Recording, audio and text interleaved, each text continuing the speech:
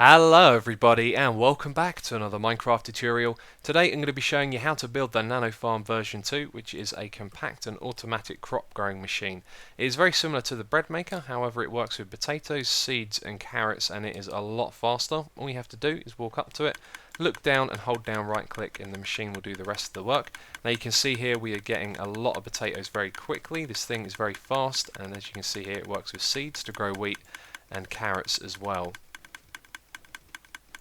So the Nanofarm has been revised to include the use of hoppers and also to increase its stability, especially when playing on a multiplayer server. So this means we now have these chests at the top, which have been neatly arranged so you can put your bone meal into them and they will get distributed into the dispensers down below.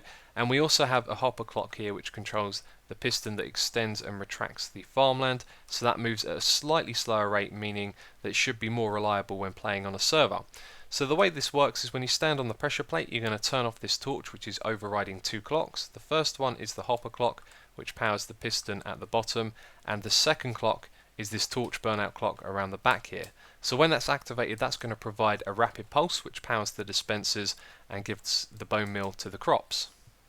So let's start the tutorial. I'm going to show you how to build this the way I imagine most of you will want to build it, which is so the floor will be flush with the front of the farm here. That means we're going to be building this in a hole, and your hole is going to need to be 5 blocks wide, 5 blocks back and 3 blocks deep. And it's also going to come above the ground by 3 blocks as well, so make sure you have enough room up there.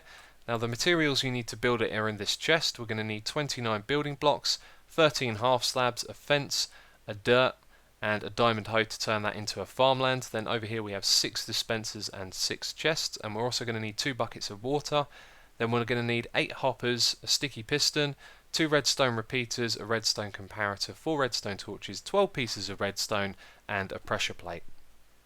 So we're going to start off by placing down a piece of redstone. That's going to go here, so 1 block out from the corner, and next to that we're going to put a sticky piston facing upwards and put a dirt block on top of that. Then we will put a comparator on the side, and behind that we will put a regular block.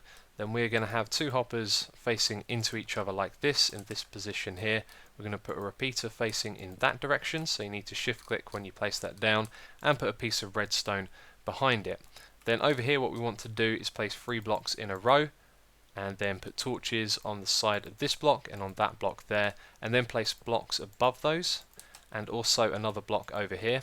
Then put down a repeater facing in that direction, and then put another 3 blocks in a row right here. And then all you need to do is put down redstone on top of these blocks. That's going to create a blinking effect like this. You don't have to worry about that. However, we can stop that for now by putting a block here and a redstone torch on it, so that's going to stop the blinking, and then we could put an item into this hopper here. So the next thing we're going to do is place in our dispensers. That means we're going to have to remove this dirt for a moment. We're going to put it on the side of this redstone and another one on top, then 2 here, and then on the side of the redstone again, so that they all face into the center. Then we can put our dirt block back, and now what we need to do is place a block here, another one underneath this dispenser, and then 2 in this corner over here, and then we can fill that up with water, which is going to hydrate the dirt when it's turned into farmland. And then once you've done that, we're going to go around the back, put 2 hoppers here, another 2 on these dispensers, and then 2 on these ones on this side.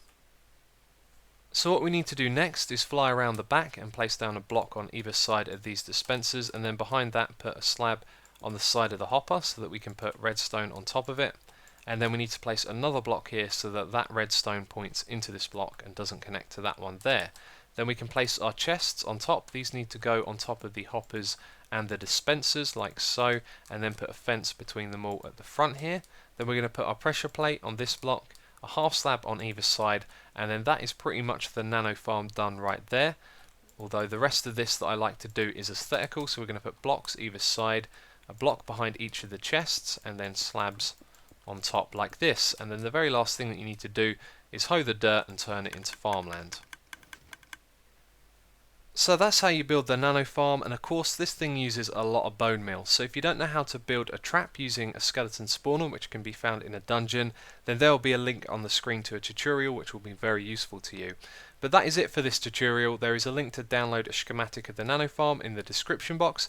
So as always, thank you very much for watching, and I will catch you next time.